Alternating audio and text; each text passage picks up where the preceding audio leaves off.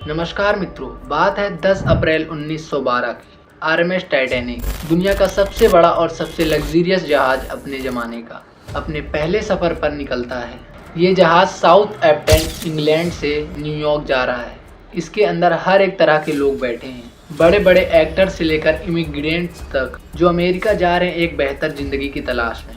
इस जहाज के कमांड संभाले हैं 62 साल के senior captain Albert Johns Smith.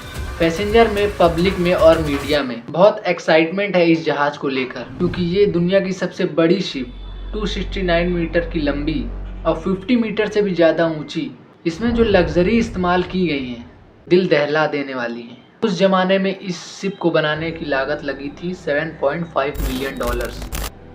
इस बात से आप अंदाज़ा लगा सकते हैं कि कितना ज़्यादा पैसा खर्च हुआ था इस जहाज़ को बनाने में।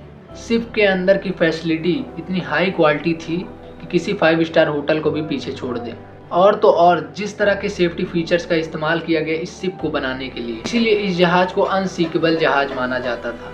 एक ऐसी जहाज जो कभी डूब ही नहीं सकती थी। व्हाइट स्टार लाइन इस कंपनी का नाम था जिस कंपनी ने इस शिप को बनाया था। इस कंपनी के वाइस प्रेसिडेंट इतने कॉन्फिडेंट थे इस चीज़ को लेकर कि ये जहाज कभी डूबेगी ही नहीं। लेकिन अपने पहले सफ़र के रवाना होने के बाद ठीक 2 दिन के बाद 12 अप्रैल 1912 को इनको आइस वार्निंग मिलने लगी।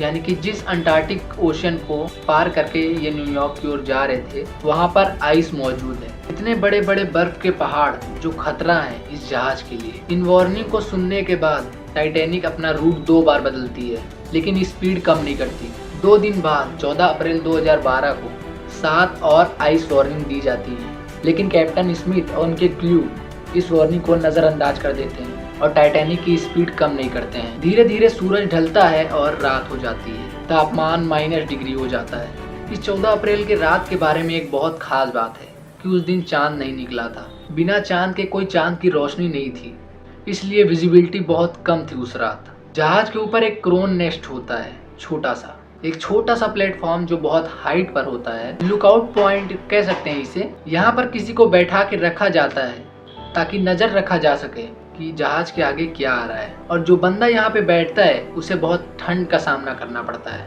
बहुत तेज रफ्तार से ठंडी हवाएं चलने लगी थी। ऊपर से रात का वक्त भी था।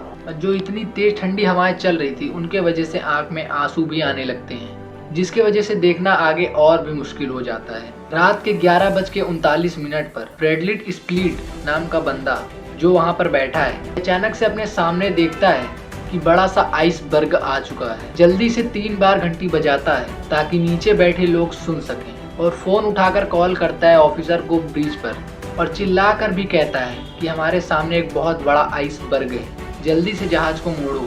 फर्स्ट ऑफिसर इस बात को तुरंत सुनकर जाते हैं इंजन में और संदेश देते हैं कि जहाज को लेफ्ट डायरेक्शन में मोड़ दो। लेकिन बहुत देर हो चुकी थी। ठीक 11:40 पर उस आइसबर्ग से टकरा जाता है। ये आइसबर्ग भी छोटा आइसबर्ग नहीं था। साइज में ये 200 बाई 400 फीट का था, यानी कि एक फुटबॉल के प्लेग्राउंड इतना बड़ा।